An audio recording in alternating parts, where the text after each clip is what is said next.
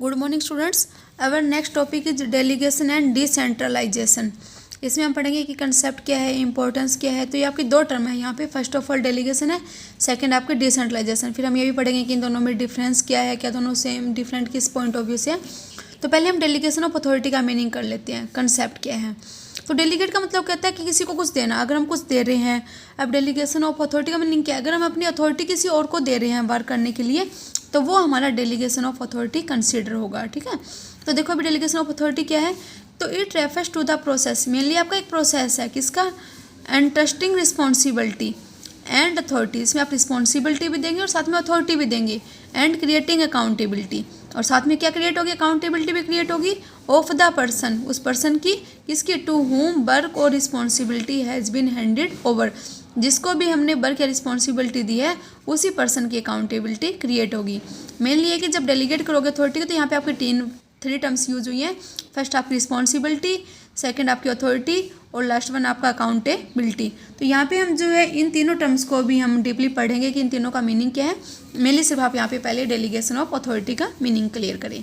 तो delegation of authority को popularly हम डेलीगेशन भी बोल देते हैं। ठीक है, तो ये मेनली है क्या, इंपॉर्टेंट पार्ट है आपका ऑर्गेनाइजिंग प्रोसेस का। ठीक है, अब क्या कि इसकी नीड हमें जरूरत क्यों पड़ी। मेनली क्या होता है कि मान लो कोई मैनेजर है, उसके पास एक्सेस वर्क रहता है, तो हर एक ह्यूमन बीइंग की कैपेसिटी जो है काम करने की वो लिमिटेड होती है।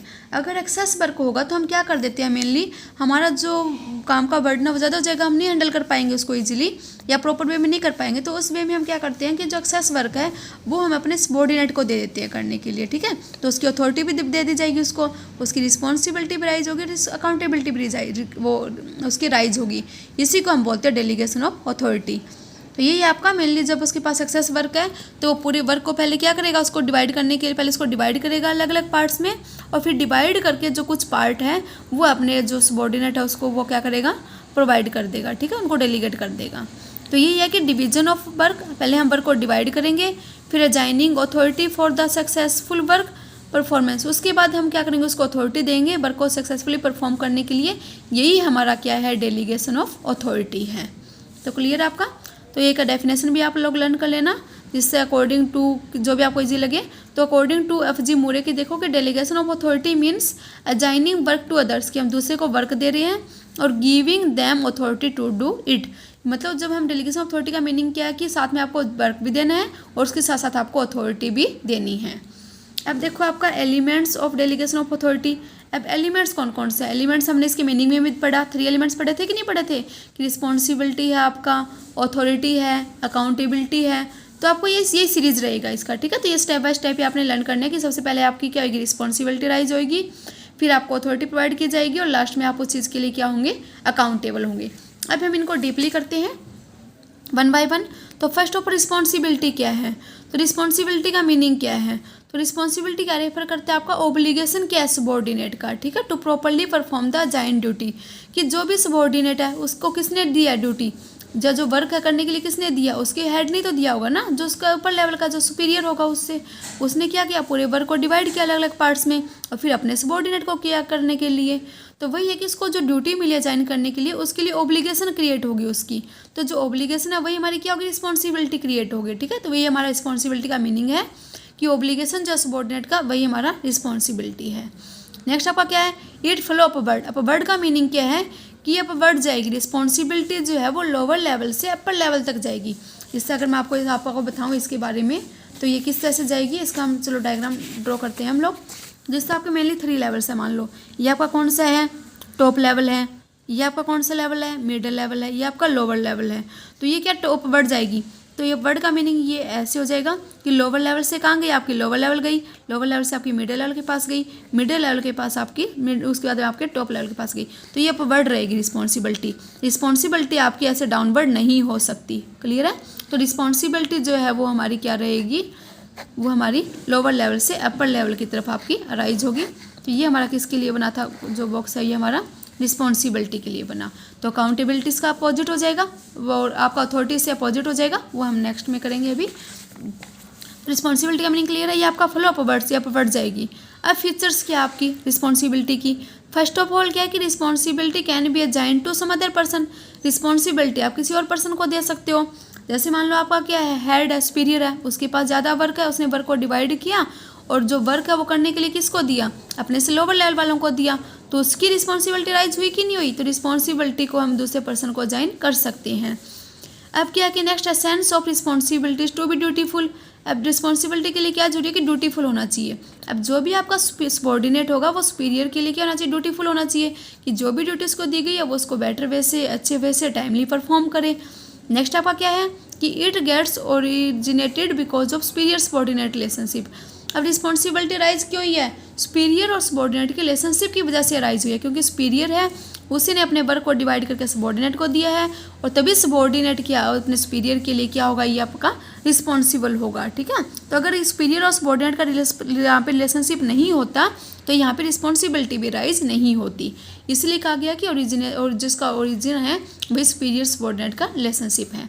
अब मेनली देखो टाइप्स ऑफ रिस्पॉन्सिबिलिटी, मेनली आपकी रिस्पॉन्सिबिलिटी 2 टाइप्स की होती है, रिस्पॉन्सिबिलिटी फॉर और रिस्पॉन्सिबिलिटी टू। अब यहाँ पे एक वर्ड का डिफरेंस है, यहाँ पे फॉर वर्ड यूज हुआ और यहाँ पे टू वर्ड यूज हुआ, बाकी सेम है। अब फॉर और टू के बेस पे ही आपका रिस्पॉन्सिबिलिटी है, इसका मीनिंग को क्लियर किया जाएगा। अब रिस्पॉन्सिबिलिटी फॉर का मीनिंग क्या है कि ऑब्लिगेशन है। ऑब्लिगेशन मतलब जो हमने यहाँ पे पढ़ा था ना रिस्पॉन्सिबिलिटी का मीनिंग, वही सी रिस्पॉन्सिबिलिटी की बात कर रहा है यहाँ पर, कि means obligation of a subordinate to complete the joint job. इसका मतलब क्या कि जो रिस्पॉन्सिबिलिटी है उसको हम रिस्पॉन्सिबिलिटी फॉर के नाम से ही जानते हैं। रिस्पॉन्सिबिलिटी और रिस्पॉन्सिबिलिटी फॉर आपका सिमिलर है। नेक्स्ट आपका रिस्पॉन्सिबिलिटी टू। अब यहाँ पे क्या कि means accountability to of a subordinate for his work performance in relation to the authority given to him.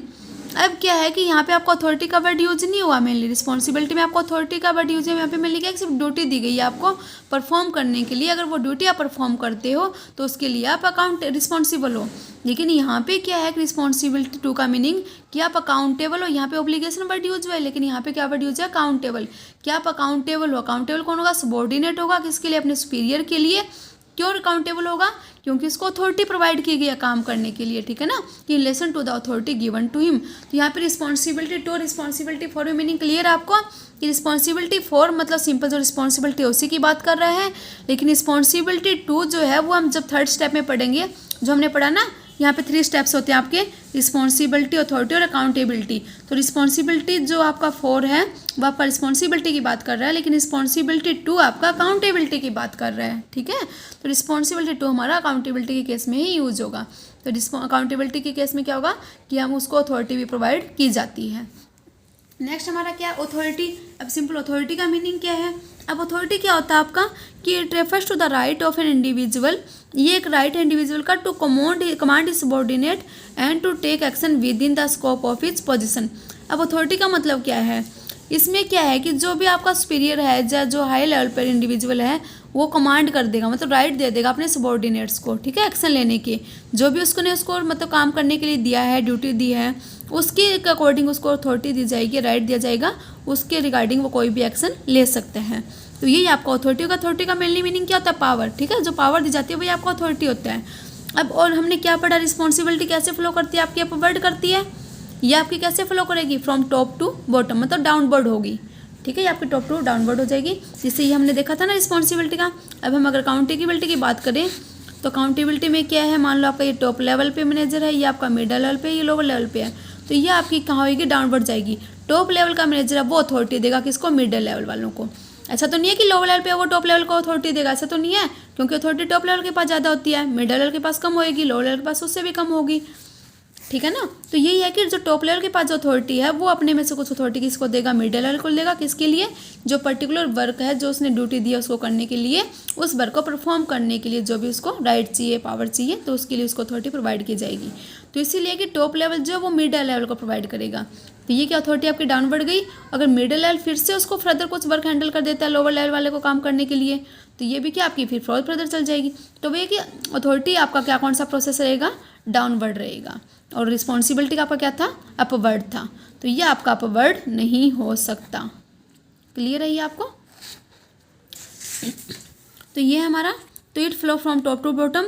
अब इसकी फीचर्स क्या है, अथॉरिटी कैन बी अजाइंड मतलब डेलीगेट करना, प्रोवाइड करना टू सम अनदर पर्सन दी जा सकती है। It is related to the post, या पोस्ट से रिलेटेड होती है। अगर पोस्ट चेंज होगी तो अथॉरिटी भी चेंज हो सकती है। जैसे टॉप लेवल के पास ज़्यादा अथॉरिटी है, मिडिल लेवल के पास कम है, लोअर लेवल के पास उससे भी कम है। नेक्स्ट क्या, it makes implementation of decision possible, इससे जो डिसीजन है उसको इम्प्लीमेंट करना आपके लिए ईजी रहेगा। नेक्स्ट क्या कि authority is the key to the managerial job, managerial job के लिए अथॉरिटी की है। अगर कोई मैनेजर है उसके पास अथॉरिटी ही नहीं है तो वो मैनेजर की पोस्ट ही कंसिडर नहीं होएगी, क्योंकि कोई मैनेजर की बात को मानेगा ही नहीं अगर अथॉरिटी नहीं है तो, ठीक है ना। तो ये हमारा क्या था, मेनली हमने क्या देखा कि अथॉरिटी क्या है और इसकी फीचर्स क्या है। अब एक आपका डेलीगेशन ऑफ रिस्पॉन्सिबिलिटी है, तो ये कन्फ्यूजन आपका डेलीगेशन ऑफ रिस्पॉन्सिबिलिटी क्या है। तो देखो इसका कन्फ्यूजन क्या क्रिएट किया गया है, किसको सॉल्व करना किया गया कैसे, कि रिस्पॉन्सिबिलिटी फॉर जो है, जो हमारी कौन सी थी रिस्पॉन्सिबिलिटी फॉर, जो मेरी रिस्पॉन्सिबिलिटी थी उसको हम ऑपरेटिंग रिस्पॉन्सिबिलिटी बोल देते हैं। और रिस्पॉन्सिबिलिटी टू जो हमारी अकाउंटेबिलिटी वाली बात थी जिसमें उसको अथॉरिटी भी दी गई थी, तो ये हमारी कौन सी है, अल्टीमेट रिस्पॉन्सिबिलिटी है। तो ये क्या, सुपीरियर जो है वो डेलीगेट कर सकता है सिर्फ ऑपरेटिंग रिस्पॉन्सिबिलिटी को, ठीक है, अपने सबॉर्डिनेट को, लेकिन जो अल्टीमेट रिस्पॉन्सिबिलिटी है, रिस्पॉन्सिबिलिटी टू है, उसको हम डेलीगेट नहीं कर सकते। वो अल्टीमेट रिस्पॉन्सिबिलिटी ऑलवेज डेलीगेटर की ही रहेगी, ठीक है, या सुपीरियर के रिगार्डिंग ही सुपीरियर जो उसी की रहेगी। तो कौन सी को हम डेलीगेट कर सकते हैं, रिस्पॉन्सिबिलिटी फॉर जो है ऑपरेटिंग रिस्पॉन्सिबिलिटी उसको हम डेलीगेट कर सकते हैं, लेकिन रिस्पॉन्सिबिलिटी टू जो अल्टीमेट है उसको हम डेलीगेट नहीं कर सकते। अब बाकी जो डिफरेंस है वो हम हमारा नेक्स्ट